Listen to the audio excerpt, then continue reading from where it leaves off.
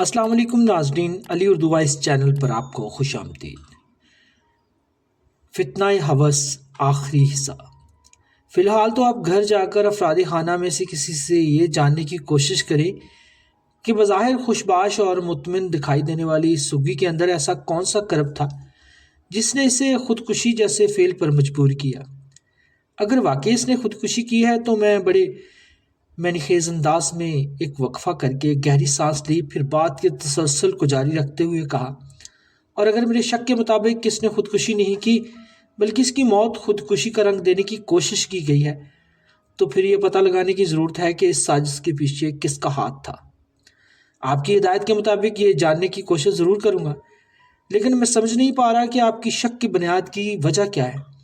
اس نے حد الجھی ہوئی نظروں سے میری طرف دیکھا۔ پٹواری جی، آپ مطمئن ہو کر جائیں، اگر آپ کی بھتیجی نے واقعی خودکشی کی ہے تو میں اس سنگین اقدام کا سبب جان کر رہوں گا، اور اگر اس کی موت کا معاملہ میرے شک کے مطابق تو پھر آپ بہت جلد اس کے ذمہ داروں کو میری گرفت میں دیکھیں گے۔ جی بہت اچھا۔ اور مجھ سے مصافحہ کرنے کے بعد وہ تھانے سے رخصت ہو گیا۔ محض معلومات میں میری چھٹی حص بہت عمدہ کام کرتی تھی۔ میں اس کی غیر محسوس اور بے آواز پکار کو نظر انداز نہیں کرتا تھا۔ سگی کی خودکشی نما موت کا معاملہ بھی اسی نوعیت کا تھا۔ مجھے اچھی طرح یاد ہے وہ 11 فروری کی صبح تھی جب میں صابر اور ایوب کی اطلاع پر پٹواری مشتاق کے گھر پہنچا تھا۔ یہاں ایک کمرے میں سگی چھت سے لٹکی ہوئی پائی گئی تھی۔ بظاہر تو یہ ایک سیدھا سادہ خودکشی کا کیس تھا، لیکن میرا ذہن شروع میں ہی کھٹک گیا تھا۔ بعد از کانسٹیبل امانت علی کی تائیدی بیان نے اس کھٹک پر روشنی بھی ڈال دی، اور اب پوسٹ مارٹم کی رپورٹ میرے تمام تر خدشات کی تصدیق فرما رہی تھی۔ سگی کی پوسٹ مارٹم رپورٹ 13 فروری کی صبح ہسپتال سے واپس آئی تھی، اور یہ رپورٹ بڑی تلخیز تھی جس نے میرے تمام تر خدشات کی تصدیق کر دی۔ رپورٹ کے مطابق سگی کی موت 10 اور 11 فروری کی رات 9 اور 10 بجے کے درمیان واقع ہوئی تھی، اور اس کی موت کا سبب پھانسی نہیں تھا۔ جی ہاں، پوسٹ مارٹم رپورٹ میں بڑے واضح الفاظ میں لکھا ہوا تھا کہ اس کی موت زہر کے باعث ہوئی ہے۔ اس کے معدے کی کیمیکل ٹیسٹ سے یہ بات ثابت ہوئی تھی کہ اسے کوئی زور اثر زہر دیا گیا تھا، جس کی وجہ سے زندگی کی بازی ہار گئی۔ یہ انکشاف بڑا سنسنی خیز تھا اور میرے کھٹکنے کی مکمل تصدیق کرتا تھا۔ اس نے خود زہر کھایا تھا یا اسے زہر دیا گیا تھا، ہر صورت میں اس کی موت کا سبب زہر خوانی ہی تھا۔ اس سے ظاہر ہوتا ہے کہ اس نے گلے میں پھانسی کا پھندا ڈال کر جان نہیں دی تھی۔ پوسٹ مارٹم کی رپورٹ میں اس بات کی وضاحت موجود تھی کہ جب سگی کو پھانسی دی گئی تو وہ زندگی کی قید سے مکمل طور پر آزاد تھی، یعنی پھانسی والے معاملے میں اس کا کوئی تعلق واسطہ نہیں تھا۔ اس رپورٹ میں سب سے سنسنی خیز جو بات درج تھی وہ انکشاف انگیز اور رونگٹے کھڑے کر دینے والی تھی۔ میری تمام تر معلومات کے مطابق سگی غیر شادی شدہ تھی، لیکن رپورٹ چیخ چیخ کر اس امر کا اعلان کر رہی تھی کہ وہ 3 ماہ کی امید سے ہے۔ اس انکشاف نے میرے دماغ کو ہلا کر رکھ دیا، اور میں وقت وقت کئی زاویوں پر سوچنے پر مجبور ہو گیا۔ میری سوچ مختلف سوالات اٹھ رہے تھے۔ اگر سگی شادی شدہ نہیں تھی تو پھر اس کے پیٹ میں کس کا گناہ پل رہا تھا؟ کیا سگی اس پھل کے ساتھ ہی خود کو موت کے حوالے کر دینا چاہتی تھی؟ کیا اس گناہ کے ذمہ دار نے کسی بہانے سگی کو زہر دیا تھا تاکہ نہ رہے بانس اور نہ بجے بانسری؟ ایک بات تو طے کی تھی کہ اگر سگی نے خود کو موت کے حوالے کیا تھا تو پھر پھانسی پر جا لٹکنا اس کے بس کی بات نہیں تھی۔ تمام تر حالات و واقعات کی روشنی میں فی الحال یہی سمجھ میں آ رہا تھا کہ سگی اپنی موت کی ذمہ دار خود نہیں ہے، بلکہ یہ کسی اور کا کارنامہ تھا، اور اس شخص نے سگی کو پھانسی پر لٹکا کر یہ تاثر دینے کی کوشش کی تھی کہ اس نے خودکشی کی ہے۔ بہرحال پوسٹ مارٹم کی رپورٹ آنے کے بعد بہت سی باتیں واضح ہو گئی تھی، لہٰذا میں بڑے سہولت سے تفتیش کی گاڑی کو آگے بڑھا سکتا تھا۔ میں نے پٹواری مشتاق کے تھانے بلایا۔ وہ یہی سوچ کر میرے پاس آیا تھا کہ میں سگی کی لاش اس کے حوالے کرنے والا ہوں۔ ظاہر ہے مجھے سگی کی لاش تو اسی کے سپرد کرنی تھی، لیکن اس سے پہلے ایک انتہائی سنجیدہ میٹنگ بھی ضروری تھی۔ وہ نڈال سا اندر آیا اور میرے سامنے ایک کرسی پر بیٹھتے ہوئے بولا، ملک صاحب، کیا میں سگی کی لاش کو اپنے ساتھ لے جا سکتا ہوں؟ بالکل لے جا سکتے ہو، لیکن اس سے پہلے تمہیں چند اہم باتیں بتانی ہوں گی۔ تھانے صاحب، خیریت تو ہے؟ خیریت نہیں ہے پٹواری۔ کیا سگی کی خودکشی کا سواب سامنے آ گیا؟ خودکشی نہیں، قتل پٹواری۔ میں نے سنسناتے ہوئے لہجے میں کہا۔ قتل؟ یہ آپ کیا کہہ رہے ہیں؟ میں حقیقت کہہ رہا ہوں پٹواری، میں نے ٹھہرے ہوئے لہجے میں کہا۔ پوسٹ مارٹم کی رپورٹ بیان کرتی ہے کہ سگی کو ایک خطرناک زہر دے کر موت کی گھاٹ اتارا گیا ہے، اور اس کے بعد اس کی لاش کو چھت سے لٹکا کر یہ تاثر دینے کی کوشش کی گئی ہے کہ اس نے خودکشی کی ہے، اور یہ تو کچھ بھی نہیں۔ پوسٹ مارٹم کی رپورٹ میں ایک ایسا انکشاف بھی درج ہے جسے سن کر آپ کے دماغ کے پرخچے اٹھ جائیں گے۔ کیسا انکشاف؟ میں نے آندہ 5 منٹ میں نہایت ہی نپے تلے اور مناسب الفاظ کا استعمال کرتے ہوئے اسے حالات کی سنگین صورتحال سے آگاہ کر دیا۔ اس کی آنکھیں حیرت سے پھیل گئی۔ وہ مریل سی آواز میں بولا، یہ کیسے ہو گیا؟ یہ سوال تو مجھے آپ سے کرنا چاہیے پٹواری، آپ مجھ سے بڑی قسم لے لیں۔ وہ بے بسی مجھ سے بولا، میں اس بارے میں کچھ نہیں جانتا، آپ کے جانے نہ جانے سے کوئی فرق نہیں پڑتا۔ پوسٹ مارٹم کی رپورٹ نے حقیقت کھول دی ہے جسے نہ جھٹلایا جا سکتا ہے اور نہ ہی بدلا جایا جا سکتا ہے۔ اگر یہ بات گاؤں والوں کو پتہ چل گئی تو میری عزت کا کباڑا ہو جائے گا، میری عزت خاک میں مل جائے گی۔ کاش زمین پھٹ جائے اور میں اس میں دفن ہو جاؤں۔ پٹواری، آپ ایک عزت دار آدمی ہیں، میں کوشش کروں گا کہ اپنی تفتیش کے دوران آپ کی عزت کی ممکنہ حد تک حفاظت کروں۔ میں آپ کا یہ احسان زندگی بھر نہیں بولوں گا۔ تھاندار صاحب، اس میں احسان والی کوئی بات نہیں پٹواری، میں نے صاف گوئی کا مظاہرہ کرتے ہوئے کہا۔ میں ایک سخت گیر تھاندار کے ساتھ ساتھ ایک ہمدرد دل رکھنے والا انسان بھی ہوں۔ میں اس کاس میں آپ کی نازک پوزیشن کو اچھی طرح سمجھتا ہوں۔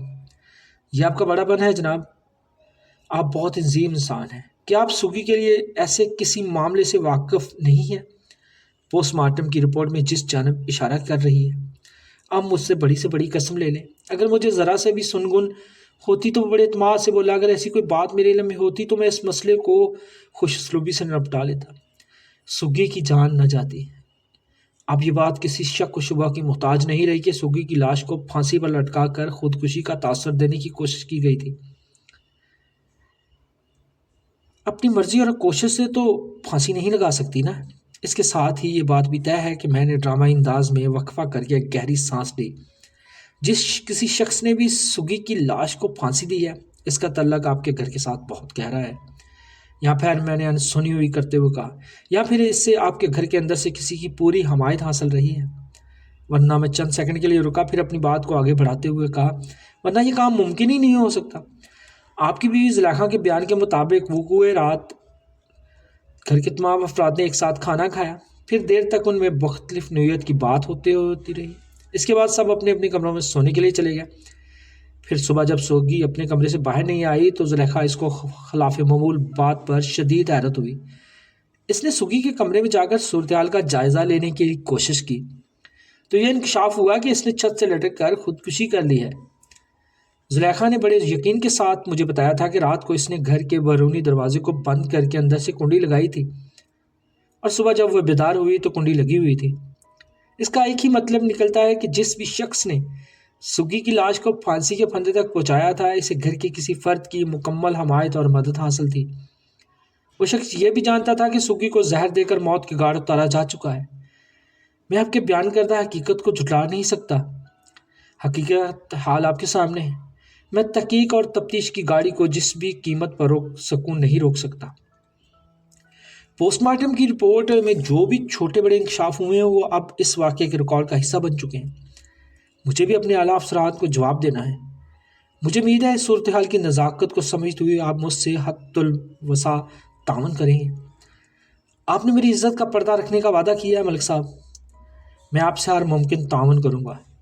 میں غیر محسوس انداز میں زلیخا کو ٹٹولنے کی کوشش کرتا ہوں۔ میں نے کہا، پٹواری جی، آپ سگی کی لاش کو لے جائیں اور اس کی تدفین کا بندوبست کریں، اور جیسے ہی کوئی خاص بات پتہ چلے آپ فوری میرے پاس آئیں۔ اس نے میری ہدایت پر عمل کرنے کا یقین دلایا۔ میں نے ضروری کارروائی کے بعد سگی کی لاش ان کے حوالے کر دی۔ میں نے پٹواری مشتاق کے ساتھ خاصا نرمی کا برتاؤ کیا تھا، اور اس کی بنیادی وجہ یہ تھی کہ وہ مجھے سچا اور خرا آدمی نظر آیا۔ میں نے اپنے عملے کا ایک آدمی گجرانوالا روانہ کر کے پٹواری کے بیان کی تصدیق بھی کر لی تھی کہ وہ ملک بنیامین کے پاس گیا تھا اور کتنا وقت وہاں کو گزارا۔ پٹواری کی ذات شک و شبہ سے بالاتر ثابت ہوئی۔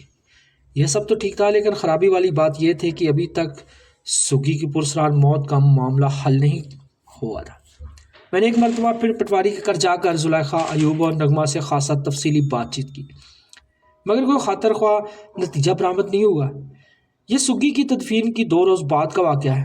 میں تھانے میں بیٹھا اسی گمبھیر مسئلے کو حل کرنے کی کوشش میں تھا کہ مجھے صابر علی کی آمد کی اطلاع دی گئی، وہی جو پٹواری مشتاق کا پڑوسی تھا۔ تھوڑی دیر کے بعد صابر علی میرے سامنے موجود تھا، اور وہ اکیلا نہیں تھا، اس کے ساتھ ایک اور سانولی سلونی عورت بھی تھی۔ میں نے انہیں بیٹھنے کے لیے کہا، پھر سوالیہ نظروں سے صابر علی کی طرف دیکھنے لگا۔ وہ میری نگاہوں کا مطلب سمجھتے ہوئے جلدی سے بولا، یہ میری گھر والی رضیہ ہے، ہم دونوں گاؤں والوں کی نظر بچا کر آپ کے پاس آئے ہیں۔ رضیہ کا نام سنتے ہی مجھے فوری یاد آیا کہ میں نے صابر کو ایک اہم کام سونپا تھا۔ وہ کام اس نے اپنی بیوی رضیہ کی مدد سے کرنا تھا۔ پچھلے 2 دن ایسی افراتفری میں گزرے تھے کہ رضیہ کی طرف میرا دھیان گیا ہی نہیں تھا۔ یہ دونوں میاں بیوی ایک ساتھ مجھ سے ملنے آئے تھے تو اس کا مطلب تھا کہ کوئی خاص بات ہے۔ تم لوگ گاؤں والوں کی نظریں بچا کر میرے پاس آئے ہو تو اس کا مطلب ہے کہ کوئی خاص بات ضرور ہے۔ اور پھر ان دونوں کے چہروں کو باری باری دیکھا۔ ایسی ہی بات ہے تھانے دار صاحب، میں نے آپ کو بتایا تھا نا کہ رضیہ کھوج کھرا لگانے والے کاموں کی بڑی ماہر ہے۔ جواب دینے سے پہلے اس نے اپنے شوہر کی طرف دیکھا۔ رضیہ میری طرف دیکھ کر بولنے لگی۔ صابر علی جلدی سے بولے، رضیہ نے سگی کے چکر کا پتہ چلا لیا ہے جناب۔ میں سیدھا ہو کر بیٹھ گیا اور سرسراتی ہوئی آواز میں پوچھا، کیسا چکر؟ میں نے چونکہ یہ سوال براہ راست رضیہ کی آنکھوں میں دیکھتے ہوئے کیا تھا، لہٰذا جواب اسی نے دیا۔ تھاندار صاحب، میں نے بڑی بوڑھوں سے سن رکھا ہے کہ مرنے والی کی برائی نہیں کرنی چاہیے، پر جو سچ ہے وہ سچ ہے، اور پھر یہ کہ آپ کا ہی حکم تھا کہ دیوار کے اس پار کے حالات کا اندازہ لگاؤ۔ تم ٹھیک کہہ رہی ہو رضیہ، سگی کی موت جن حالات میں ہوئی اس کا تقاضا ہے کہ اس کے بارے میں مکمل تفتیش کی جائے۔ اس قانونی تقاضے کو بھانپتے ہوئے کوئی برائی یا گناہ نہیں ہے۔ وہ میری وضاحت کے بعد خاصا مطمئن دکھائی دینے لگی۔ مجھے پتہ چلا ہے جناب، وہ ٹھہرے ہوئے لہجے میں بتانے لگی، پچھلے 6-7 ماہ سے سگی اور بشارت جٹ میں چکر چل رہا تھا۔ بشارت؟ سگی کسی مرد کے ساتھ چکر کا سن کر میرا دھیان خود بخود پوسٹ مارٹم کی رپورٹ کی جانب چلا گیا اور اس کیس کی کڑیاں ایک ایک کر کے منسلک ہوتی دکھائی دینے لگی۔ میں نے بشارت جٹ کے بارے میں جتنی شدت سے سوال کیا تھا، اس نے ان دونوں میاں بیوی کو چونکنے پر مجبور کر دیا۔ صابر علی نے بتایا، بشارت جٹ شوکت جٹ کا بڑا بیٹا ہے۔ یہ لوگ سعید نگر میں ہی رہتے ہیں؟ جی بالکل جناب، شوکت جٹ یہاں کا ایک ذمہ دار ہے اور اس کا گھر ہمارے گھر سے 2 گلیوں کے فاصلے پر ہے۔ تم سے 2 گلیوں کے فاصلے کا مطلب ہے کہ سگی کے گھر سے بھی 2 گلیوں کا فاصلہ؟ ظاہر ہے جی، ہم اور پٹواری پڑوسی ہی تو ہیں۔ بشارت جٹ کی عمر کیا ہوگی؟ یہی کچھ 26-27 سال جناب۔ کیا بشارت جٹ شادی شدہ ہے؟ نہیں جناب، اس کی ابھی شادی نہیں ہوئی۔ رضیہ، تم نے بتایا کہ پچھلے 7-8 ماہ سے سگی اور بشارت میں کوئی چکر چل رہا تھا، اس چکر کی کچھ وضاحت کرو۔ وضاحت کیا کروں؟ وہ چکر تھا جناب عاشقی مشقی والا۔ تمہارا مطلب ہے وہ دونوں ایک دوسرے سے محبت کرتے تھے، چھپ چھپ کر ایک دوسرے سے ملاقاتیں کرتے تھے؟ میں نے ابھی تک ان میاں بیوی کو پوسٹ مارٹم کی رپورٹ کے نازک ترین حصے کے بارے میں کچھ نہیں بتایا تھا، اور نہ ہی ایسا کوئی ارادہ رکھتا تھا، کیونکہ میں پٹواری مشتاق سے اس کی عزت رکھنے کا وعدہ کر چکا تھا، اور میں آخری دم تک اپنے وعدے کو نبھاؤں گا جب تک کوئی تفتیشی رکاوٹ آڑے نہیں آ جاتی۔ جی ہاں بالکل، رضیہ نے تصدیقی انداز میں گردن ہلائی۔ میرا یہی مطلب ہے تھاندار جی۔ کیا ان کے عشق کا معاملہ گاؤں والوں کی نظروں سے پوشیدہ تھا؟ جی ہاں، یہ کام وہ بڑی چھپ چھپا کر کرتے تھے۔ پھر تم نے ان کے کارنامے کا سراغ کیسے لگا لیا؟ تھوڑی مشکل پیش آئی، لیکن جیسے تیسے آپ کے حکم کے مطابق میں نے کام کر دیا۔ اگر تمہیں اس چکر کو ثابت کرنے کو کہوں تو پھر تم کیا کرو گے؟ میں گواہی کے لیے شاہدہ کو آپ کے پاس پیش کر دوں گی۔ یہ شاہدہ کون ہے؟ یہ سگی کی بہت قریبی دوست ہے۔ میں نے بڑی مشکل سے اسے اس چکر کے بارے میں گلوایا ہے۔ اگر سگی زندہ ہوتی تو شاید شاہدہ زبان نہ کھولتی۔ اس نے مجھ سے وعدہ لیا تھا کہ میں اس چکر کے بارے میں اور کسی کو نہیں بتاؤں گی۔ رضیہ، یہ تم نے بہت بڑا کام کیا ہے، میں نے ٹھہرے ہوئے لہجے میں کہا۔ اب یہاں سے میرا کام شروع ہوتا ہے، تم گھر جا کر آرام کرو۔ صابر علی نے پوچھا، رضیہ کو دوبارہ تھانے آنے کی ضرورت تو نہیں؟ بالکل نہیں، میں شاہدہ اور بشارت جٹ سے خود ہی نپٹ لوں گا۔ وہ میرا شکریہ ادا کرنے کے بعد رخصت ہو گئی۔ شاہدہ اور بشارت کو میں نے یکے بعد دیگر تھانے بلوا لیا۔ ان کی آمد میں دنستہ آدھا گھنٹے کا فرق رکھا تھا۔ یہ کارروائی صابر اور رضیہ کے جانے کے فوری بعد عمل میں آئی گئی تھی۔ میں متعلقہ لوگوں کو ایک رات کی مہلت دینے کے لیے تیار نہیں تھا۔ بشارت جات کو گاؤں سے باہر کھیتوں سے ہی پکڑ لیا گیا، اس لیے وہ اکیلا ہی تھا، جبکہ شاہدہ کو اس کے گھر سے نکلنے کر تھانے لایا گیا۔ وہ مضبوط تھی۔ شاہدہ سے رضیہ کے بیان کی تصدیق کرنا چاہتا تھا تاکہ بشارت جٹ پر بڑی مضبوطی کے ساتھ ہاتھ ڈالا سکے۔ میں نے وقتاً شاہدہ اور اس کی ماں کو 10 یا 15 منٹ میں فارغ کر دیا۔ میں نے بڑے طریقے اور سلیقے سے شاہدہ کی زبان سے وہ راز اگلوا لیا جو تھوڑی دیر پہلے رضیہ کی زبانی مجھ تک پہنچا تھا۔ ان کے جانے کے 5 منٹ بعد میں نے بشارت جٹ کو اپنے کمرے میں بلایا۔ وہ خاصا پریشان اور گھبرایا ہوا تھا۔ مجھے پتہ چلا کہ وہ میرے عملے کے کئی افراد سے یہ سوال کر چکا تھا کہ اسے کس جرم میں پکڑ کر تھانے لایا گیا ہے۔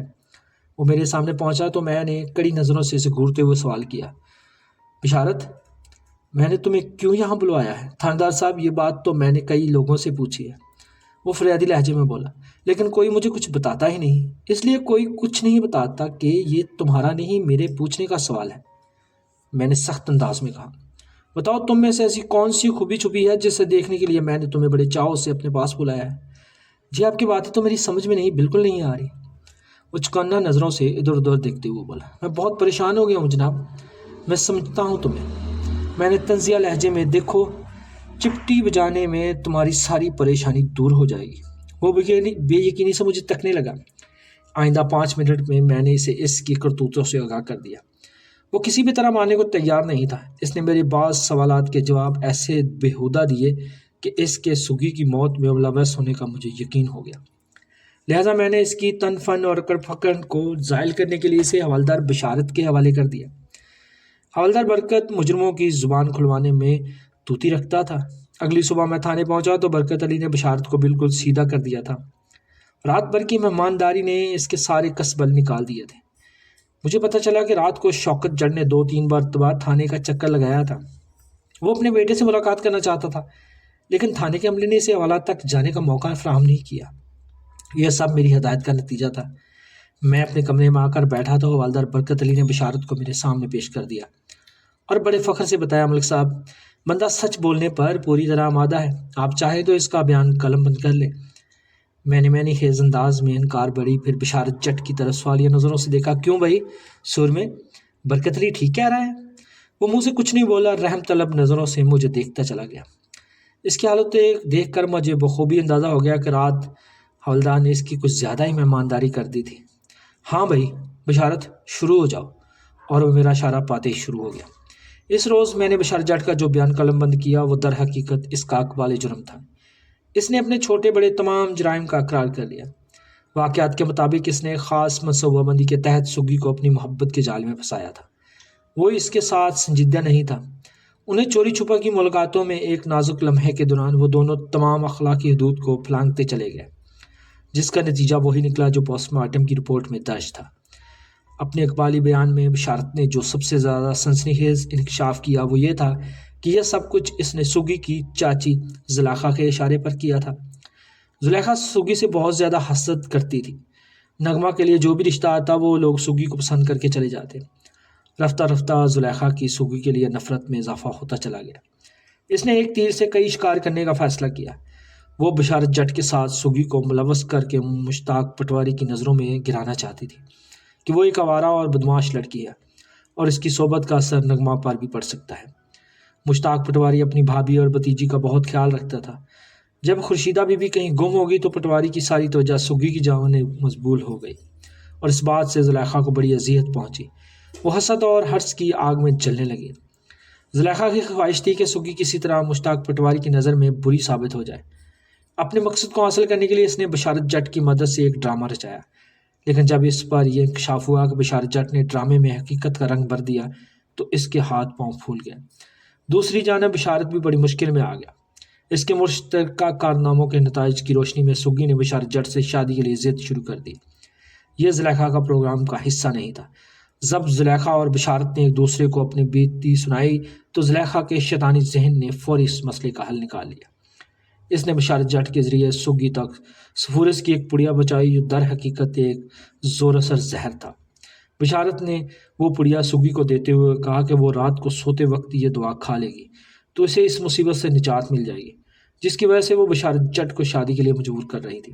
سگی کے پاس اور کوئی محفوظ راستہ نہیں تھا، لہٰذا مجبوراً اسے بشارت جٹ کی بات ماننی پڑی، جو کہ اصل میں زلیخا کی بات تھی۔ بہرحال حسب پروگرام وقوع کی رات سگی نے وہ پڑیا اپنے معدے میں پہنچا دی اور موت کی ابدی نیند سو گئی۔ زلیخا نے اپنے منصوبے کو فائنل ٹچ دینے کے لیے بشارت کی مدد سے سگی کی لاش کو پھانسی پر لٹکا دیا۔ تاکہ یہ تاثر دیا جا سکے کہ سگی نے خودکشی کی ہے۔ اس کی ذہن میں یہ نقطہ موجود تھا کہ اگر پولیس کو کس طرح سگی کے پیٹ میں پوشیدہ زہر کی خبر ہو بھی گئی تو یہی سمجھا جائے گا کہ سگی نے اپنے گناہ کا چھپانے کے لیے خودکشی کی ہے۔ چنانچہ زلیخا کی راہ کا ہر کانٹا صاف ہو جائے گا۔ زلیخا کی یہ بدقسمتی کہ میں سگی کی لاش کو دیکھتے ہی چونک گیا، اور ایک مخصوص سوچ کے ساتھ جب میں نے اپنی تفتیش کو آگے بڑھایا تو کامیابی نے میرے قدم چوم لیے۔ میں نے بشارت اور زلیخا بی بی کے خلاف بڑا سخت قسم کا چلان تیار کیا، انہیں عدالت کے حوالے کر دیا۔ ان کے ذہنوں اور دلوں میں موجود ہوس نے جو فتنہ جگایا تھا، اس نے مشتاق پٹواری کے ہنستے بستے گھر کو اجاڑ کر رکھ دیا۔ برائی کا انجام بالآخر ہلاکت اور تباہ کاری ہوتی ہے، اور ہنستے بستے گھر ہوس جیسے فتنے سے تباہ و برباد ہو جاتے ہیں۔ ناظرین، یہ کہانی آپ کو کیسی لگی؟ اگر کہانی اچھی لگی ہے تو ویڈیو کو لائک کریں، اور اگر ابھی تک آپ نے چینل کو سبسکرائب نہیں کیا تو چینل کو سبسکرائب کریں۔ ملتے ہیں انشاءاللہ اگلی کہانی میں۔ اللہ حافظ۔